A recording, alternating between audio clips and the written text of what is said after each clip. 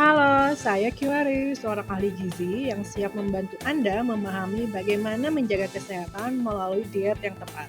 Dalam video ini, kita akan membahas topik penting yaitu diet untuk pasien CKD, ONHD, dan diabetes mellitus tipe 2. Yuk, simak sampai selesai agar Anda lebih memahami langkah-langkah menjaga kualitas hidup bersama kondisi ini. CKD atau chronic kidney disease pada pasien yang mengalami hemodialisa adalah kondisi ginjal kronis yang memerlukan terapi cuci darah untuk menggantikan fungsi ginjal. Ketika kondisi ini disertai diabetes mellitus tipe 2, tubuh mengalami tantangan besar dalam mengelola gula darah dan fungsi ginjal. Diet yang tepat dapat menjadi solusi untuk membantu mengendalikan kondisi ini dengan lebih baik.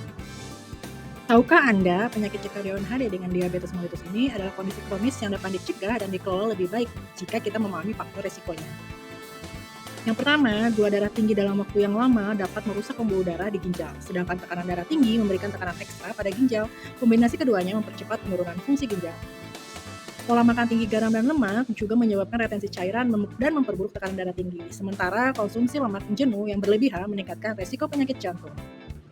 Yang terakhir, yaitu kurangnya aktivitas fisik atau gaya hidup sedentari menjadi salah satu faktor risiko yang sering diabaikan. Duduk terlalu lama dan kurang berolahraga memperburuk kontrol gula darah dan meningkatkan risiko obesitas serta mempercepat kerusakan ginjal. Lalu, apa tujuan diet untuk kondisi ini? Diet ini dirancang untuk menjaga glukosa darah yang tetap stabil, mengontrol kelebihan cairan dalam tubuh, menyeimbangkan asupan natrium, kalium, dan cairan, dan yang terakhir adalah mencapai asupan energi dan zat gizi yang adekuat. Dengan mengikuti diet ini, kualitas hidup pasien dapat meningkat secara signifikan. Kebutuhan energi sangat penting untuk diperhatikan. Energi yang cukup membantu tubuh tetap aktif, membantu proses pemulihan, dan mencegah malnutrisi. Berikut hal-hal yang perlu diketahui. Setiap pasien memiliki kebutuhan energi yang berbeda, tergantung pada berat badan, aktivitas harian, dan kondisi kesehatan. Pastikan kebutuhan energi berkisar antara 30 sampai 35 kilokalori per kilogram berat badan per hari. Penting juga untuk mengkonsumsi makanan yang bervariasi namun tetap sesuai rekomendasi ahli gizi.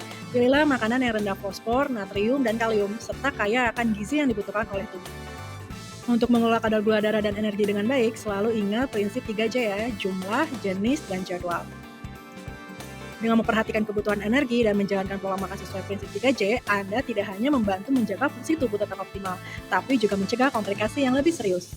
Protein adalah zat gizi penting untuk mengganti asam amino yang hilang selama hemodialisa, membantu mencegah infeksi, dan juga membantu mengoptimalkan pengobatan. Maka dari itu, jangan lupa untuk mengkonsumsi sumber protein rendah fosfor yang dianjurkan ya. Kebutuhan proteinnya tinggi, sehingga pilihlah ayam, telur, ikan.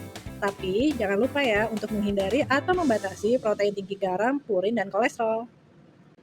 Lemak juga adalah sumber cadangan energi. Maka dari itu, pilihlah sumber lemak sehat untuk mencegah resiko penyakit jantung koroner, yaitu sumber lemak omega 3 seperti minyak zaitun, alpukat, ikan kembung, dan gabus. Hindari gorengan dan santan kental. Karbohidrat juga sumber energi pertama dan mencegah lonjakan glukosa secara signifikan dengan memilih karbohidrat yang tepat, yaitu sumber karbohidrat yang kompleks yang dianjurkan seperti nasi merah, jagung, dan mie. Batasi gula sederhana ya, 3 sendok makan per hari, dan karbohidrat yang tinggi kalium, seperti minuman manis, gula sederhana, dan juga kentang. Natrium adalah zat gizi mikro yang juga harus diperhatikan pada pasien CKD, ONHD, dan juga DM. Kebutuhannya 2 gram atau sama dengan 1 sendok teh per hari. Kita hindari pencegahan penumpukan cairan dan menjaga tekanan darah tetap stabil dengan menghindari makanan tinggi garam seperti keripik asin, ikan asin, dan makanan kalengan. Tipsnya, selalulah pilih buah sayur yang segar ya. Selanjutnya ada kalium. Kalium ini membantu menjaga kesehatan jantung dan mencegah sesak akibat penumpukan kalium dalam tubuh. Pilihlah buah dan sayur yang rendah atau sedang kalium ya, seperti apel, pepaya, pir, dan wortel. Hindarilah buah dan sayur tinggi kalium seperti buah pisang dan juga kentang.